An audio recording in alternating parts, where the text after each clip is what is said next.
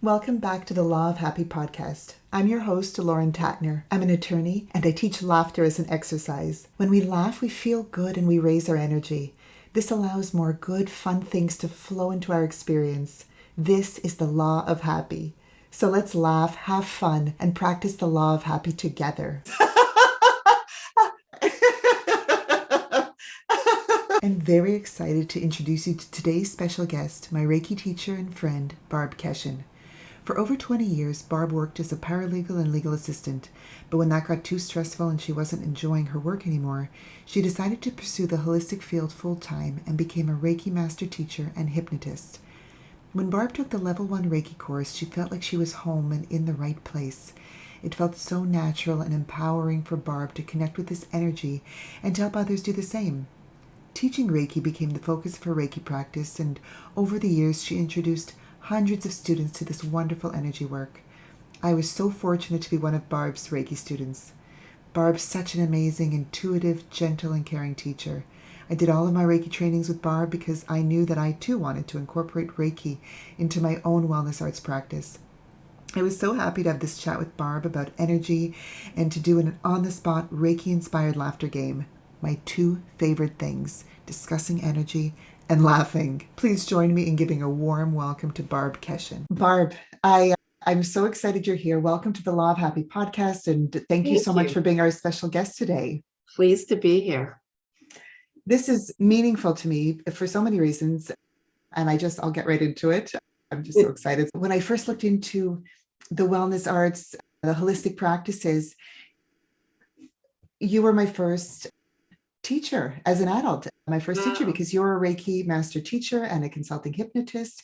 And I found you when I had first moved to Toronto back in 2000, around 2014 is when I moved. So shortly thereafter, I was so thankful that I found you and did my Reiki training with you and became a Reiki Master Teacher through your training. So this is so special for me that you're here. So thank you. Like love and hugs and kisses. Yeah, and I just absolutely.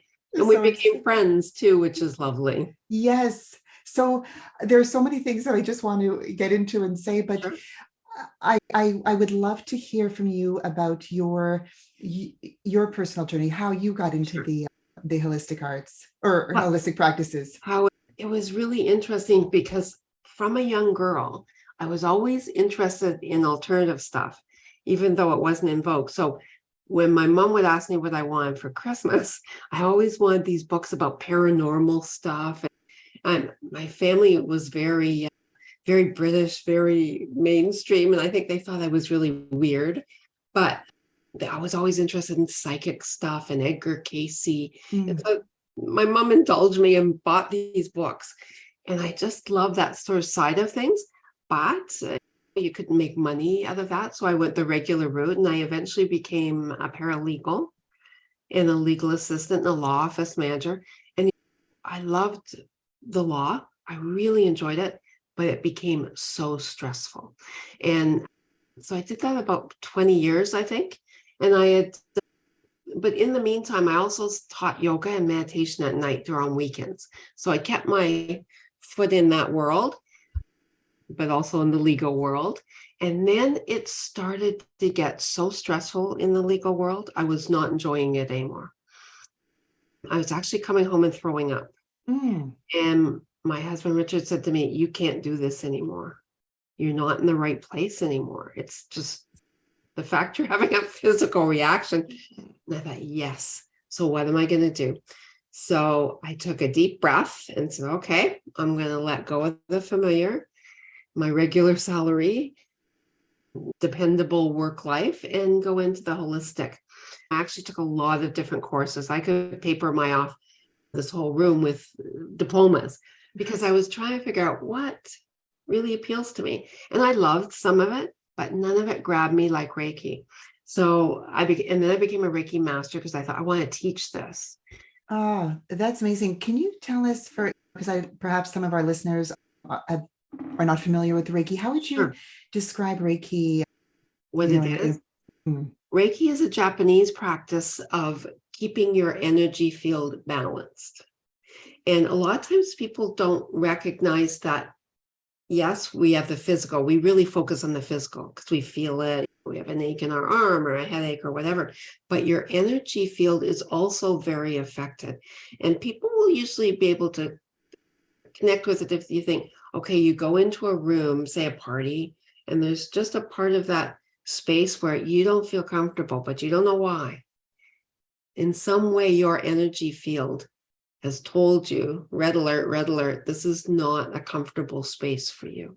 And especially maybe people who get panic attacks or so on, and it'll come out of the blue. It's because the energy that they're in doesn't feel right to them.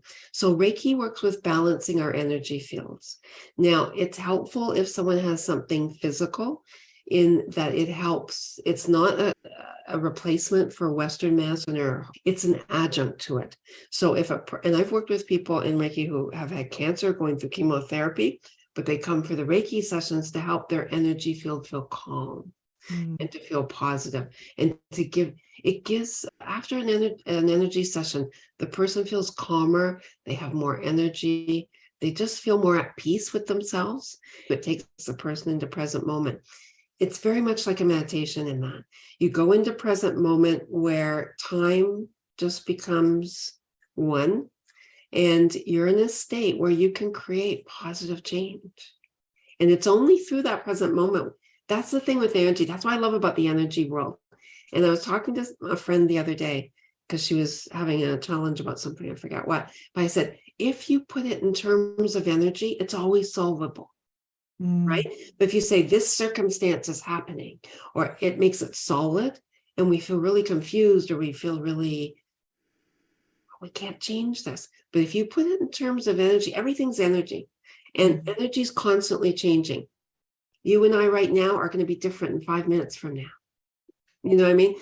And our energy field is constantly changing, and you can change it by being in present moment and putting out into the future from the present our energy that we want to achieve.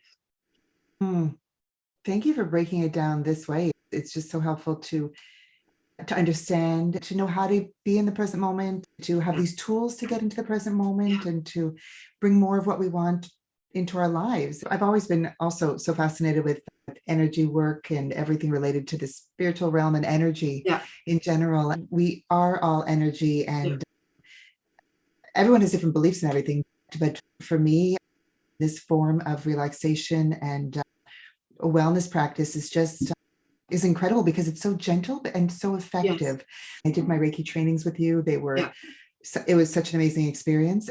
And then I've also had like sessions with you when I would come to see you for just general relaxation. And then they were in person until COVID started. And I remember calling you because I was going through at that time the process to the fertility journey to have to be a solo mother by choice. And it was, an exciting time, but can be very stressful, to say the least.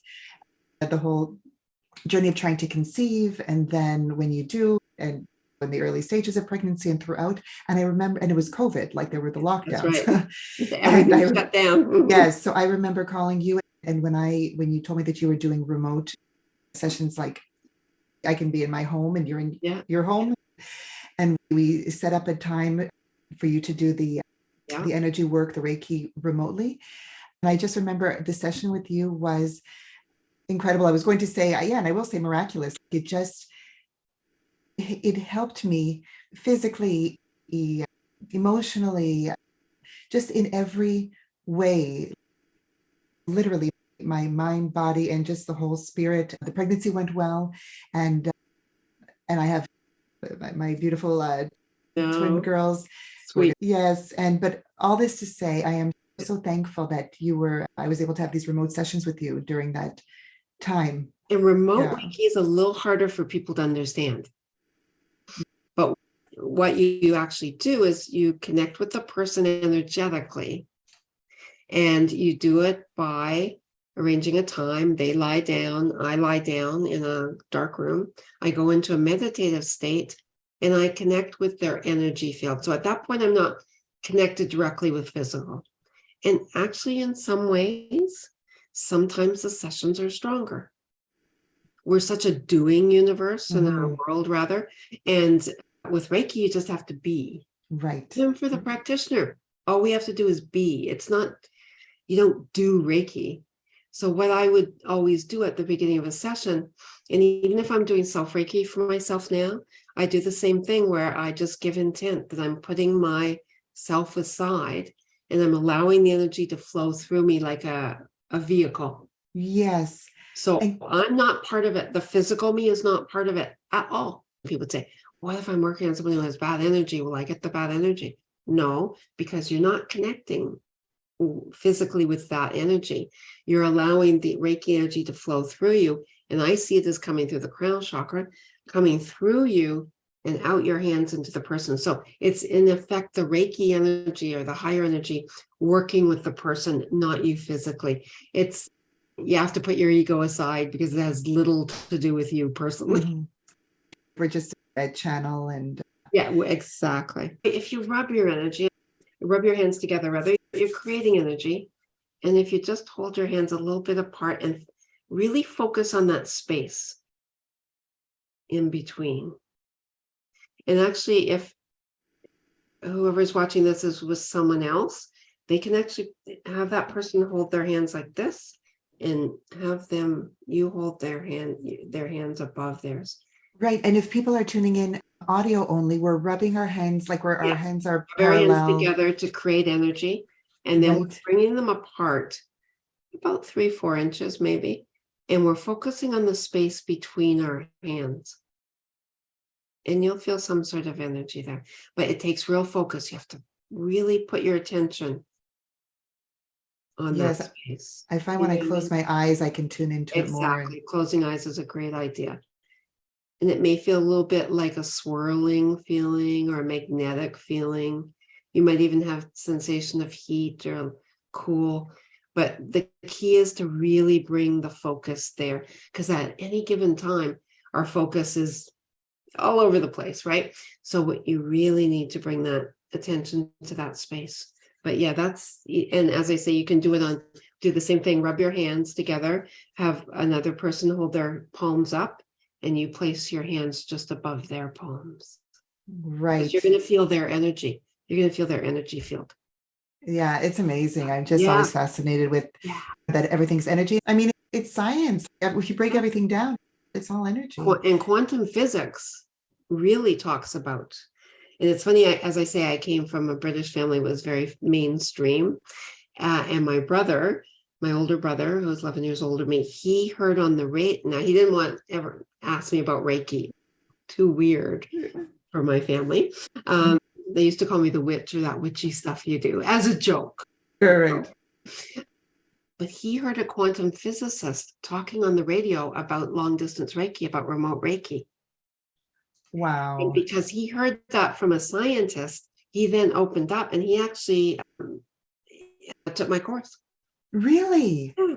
Oh, that's amazing. Yeah. It's something that has always been part of my life. I realized when I was a child, I didn't know what I was doing at the time, but just intuitively, instinctively, I was doing remote Reiki with my grandfather when I was about 13 years old. He was in the hospital and I didn't know the details, but I just knew it was serious. But I didn't know the details because I was a child. So the doctor, people weren't telling me what was going on. But I just remember doing remote energy work with him, visualizing things and focusing on his wellness and different things like that. And he ended up being discharged from the hospital. He was so inspired and determined and motivated to heal as well. But all this to say, it was something I did intuitively, instinctively as a child. Yeah. And then when I did your course, Barb, and you were teaching us about Reiki and remote Reiki, the light bulb went off and I was like, oh my gosh, now what I was doing as a child makes sense. Like it was just so much fun to learn the, I guess, the theory or the a breakdown of it, how it works in the way that you taught it. It just was so great to connect the dots and make sense of what I knew already as a child. That's so important what you're saying, because children, people would say, oh, should I have my child come and learn Reiki? I say they know how to do it already, because Reiki, by the way, is a form of energy. It's no different than any other energy work. So it really bothers me when people say, oh, Reiki is better than this energy work. No, you know what? Energy is energy. The universal healing energy is universal healing energy. Reiki or reflexology or whatever we want to say are simply the terms of how we apply it. Right. But it's all the same. And we like to have names of things. So we call Reiki, which means universal life force energy. That's the definition of it from Japanese. But it's really just energy. But we in North America, and probably in most of the world, to have a name for something. Children don't need to name it. They just know how to connect with the energy. And I had so many students who were parents who would call me and say, you know what, I was doing Reiki and my little one came over and put their hands on, I could feel them giving me Reiki. I go, yeah, because they watch what you're doing and go, oh, I know how to do that. I know how to connect. And when I used to do sessions, sometimes, and I was always glad the client had their eyes closed, because I get tears in my eyes because it was such an honor to work with someone's energy field. Barb, I want to know if you're open to this, because I love Reiki as a tool to relax and feel good. Yeah. Same thing with hypnosis and guided meditation and breathing techniques. There's so many techniques that, yes, because laughter is another form of exercise or technique to just like to feel good and get into alignment with our inner being and our line up our energy. Absolutely. So it's using laughter as an exercise to get the benefits. And so I'm having this desire to do this laughter exercise game called the laughter cream.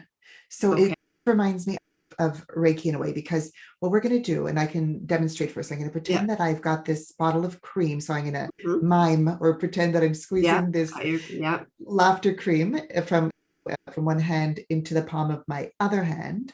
Squeeze out the cream, and then I'm going to rub my hands together, rub the laughter cream together, and then I'm going to place it on a part of my body where I want to ease tension or stress. If I hold a lot of it in my shoulders, so I'm going to choose to put I'm going to rub my hands together, and then I'm going to place my hands, the laughter cream, on my shoulders. And I'm going to laugh, and it's going to help everything just relax and feel better. Okay. All right.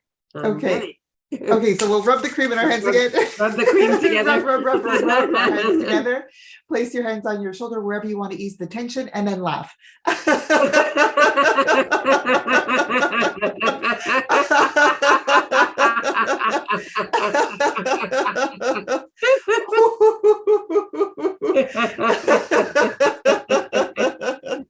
Oh, rub it in and laugh. Oh, that would be good to do when you put body cream on.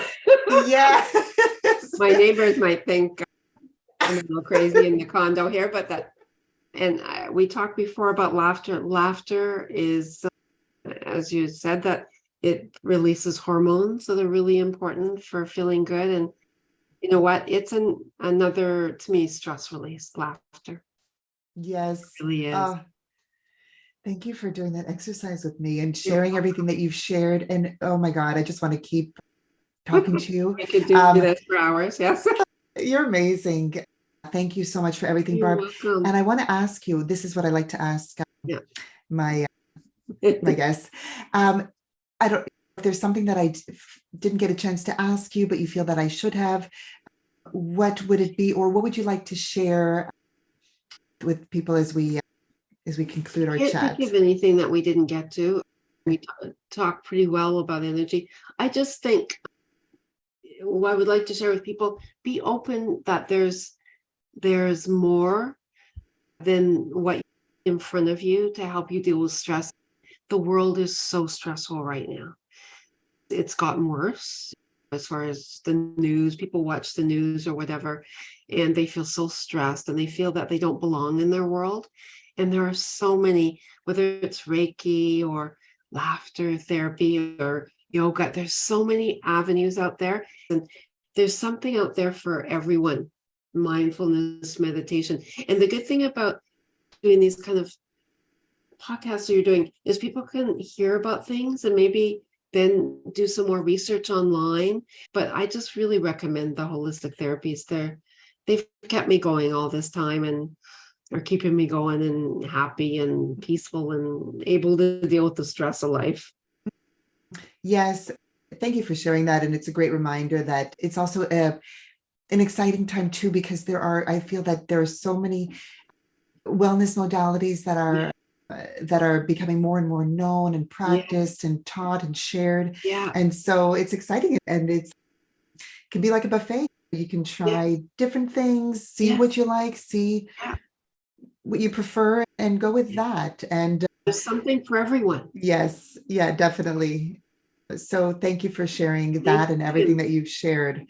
Barb, again, thank you so much Thank for you. having been a guest, for your time, and for everything. And thank you for the laughter. That was the first time I'd done that kind of exercise. I love it. I'll Oh, continue it. I'm excited. Yeah, thank you for being open-minded and joining me with that was a lot of fun. So thank you so much, Barb. Big hugs Welcome back. and love, and we'll speak soon. Take care. Okay, bye. Bye. Thank you for having tuned into this Law of Happy episode. If you smiled, laughed, or felt inspired, please subscribe, rate, review, and share the Law of Happy podcast with someone you'd love to have fun with. And if you'd like to laugh with me as a guest on the show or in a customized program, you can email me at lauren@lawofhappy.com. I look forward to laughing with you soon.